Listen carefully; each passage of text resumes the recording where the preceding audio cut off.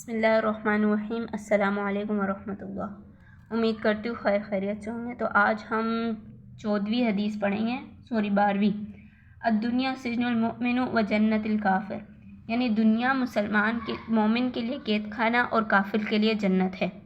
تو اب اس کی جو تشریح ہے کہ دنیاوی زندگی مومن کے لیے قید خانہ ہونے کا کیا مطلب ہے۔ تو دنیا کی زندگی مومن کے لیے قید خانہ اس لیے ہے کہ جس طرح قیدی اپنی زندگی اپنے طریقے سے آزاد ہو کر نہیں گزارتا، اسی طرح مومن بھی اپنی زندگی آزاد ہو کر نہیں گزار سکتا، بلکہ اپنی زندگی ہر معاملے میں اللہ کا حکم سامنے رکھتے ہوئے گزارتا ہے۔ دوسرا مطلب یہ بھی ہے کہ قیدی کا جیل میں دل نہیں لگتا اور اسے اپنا گھر نہیں سمجھتا۔ اسی طرح مومن جو ہے وہ دنیا میں تو رہتا ہے مگر اس کا دل نہیں لگتا اور وہ اس کو اپنا اصل گھر نہیں سمجھتا۔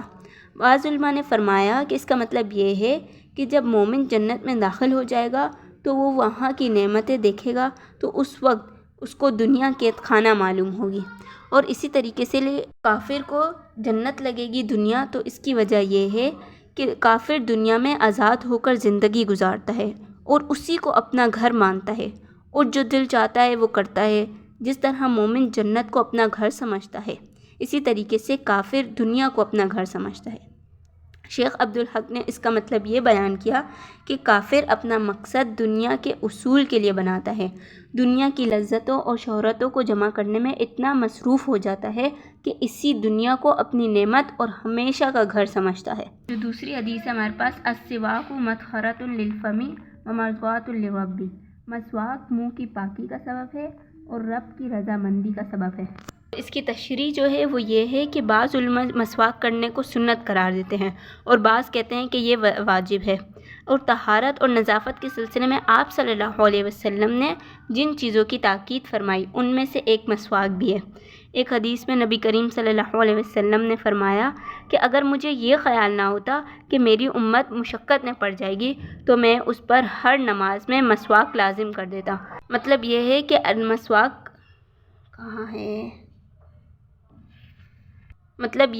اللہ کی نگاہ میں مسواک کی محبوبیت اور عظیم فائدے کو دیکھتے ہوئے میرا جی چاہتا ہے کہ میں اپنی امت پر یہ حکم جاری رکھوں کہ ہر نماز میں مسواک کریں، لیکن ایسا حکم نہیں دیا کہ میری امت مشقت میں پڑ جائے گی۔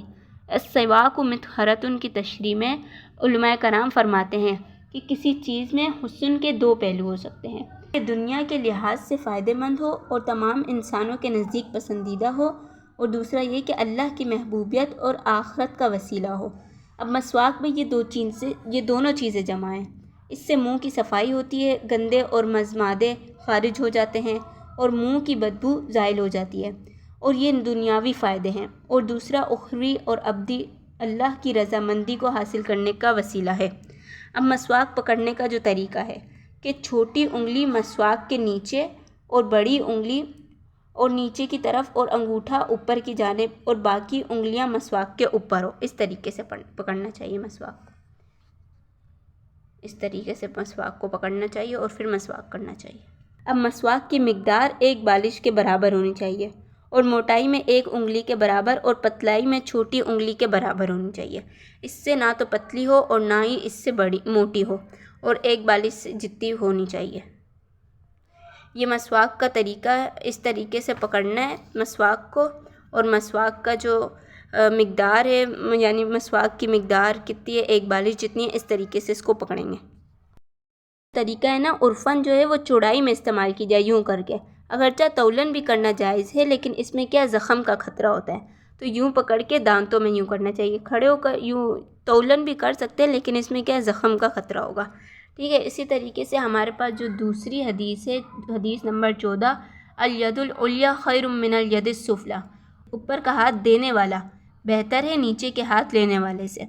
اور اس کی تشریح میں کیا بتا رہے ہیں، دینے والے کا مقام اونچا اور بلند ہے اور مانگنے والے کا مقام نیچا اور ذلت کا ہے۔ اب اسی لیے مومن کو دینے والا بننا چاہیے اور سوال کرنے کی ذلت سے بچنا چاہیے۔ علامہ نووی رحمۃ اللہ علیہ فرماتے ہیں کہ اس بات میں اتفاق ہے کہ بغیر ضرورت کے سوال کرنا حرام ہے، اور جو شخص کما کر اپنی ضروریات پوری کر سکتا ہے تو وہ شخص کما کر ہی اپنی ضروریات پوری کرے، مگر کسی سے سوال نہ کرے، اور اگر مجبور ہو جائے تو سوال کر سکتا ہے۔ اب مانگنے کی شرائط ہیں، مانگنے کی کیا 3 شرائط ہیں۔ اب سوال کرنے میں اپنے آپ کو ذلیل نہ کریں، یعنی اور دوسرا ہے کہ مبالغے کے ساتھ سوال نہ کریں۔ پہلا یہ کہ اگر آپ کو منع کر دیا ہے، نہیں دے رہا، کوئی کسی کے پاس مجبوری ہے نہیں ہے، تو اپنے آپ کو ذلیل نہ کریں کہ وہ اتنا غصہ ہو جائے کہ آپ کو ذلیل کر کر منع کریں۔ بس آپ کو منع کر دیا تو آپ چلے جائیں، ٹھیک ہے۔ اور یہ مبالغے کے ساتھ جب منع کر دیا اس کے پاس چپک کے رہنا کہ وہاں میں دو اس سے بھی نہیں کرنا چاہیے۔ اور جس سے مانگ رہا ہو اس کو ایذا اور تکلیف نہ دے۔ یہ 3 وجہیں اب خلاصہ یہ ہوا کہ انسان سوال کرنے سے بچے، کیونکہ سوال کرنے کا ہاتھ اچھا نہیں ہوتا بلکہ دینے کا ہاتھ اچھا ہوتا ہے، کہ انسان ہمیشہ دینے والا بنے، لینے والا نہیں بنے۔ بہت زیادہ مجبوری ہو گئی ہو کہ بغیر سوال کیے چارہ نہیں ہوگا تو تب جا کے سوال کر سکتا ہے، ویسے نہیں۔ اس کے بعد جو ہماری 15ویں حدیث ہے، الغیبۃ اشد من الزنا، یعنی چغل خوری زنا سے بھی سخت ہے، یعنی غیبت کرنا، چغل خوری، غیبت، یہ سب ایک ہی معنی میں آتا ہے۔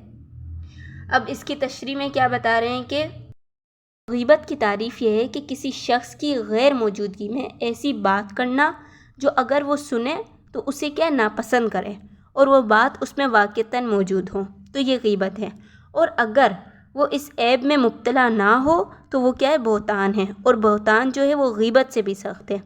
اب غیبت اور بہتان سے سنگین قسم کے حالات پیدا ہوتے ہیں۔ اب غیبت پر کسی بھائی کی ایسی بات یا اس کے ایسے فعل کو ذکر کیا جائے جس سے اس کی تکلیف میں اضافہ ہو یا اس کو اذیت ہو، جس کی وجہ سے وہ لوگوں میں حقیر یا ذلیل یا مجرم سمجھا جائے، ایسی صورت میں یہ غیبت ہے۔ اس حدیث بالا میں غیبت کو زنا سے بدترین قرار دیا ہے۔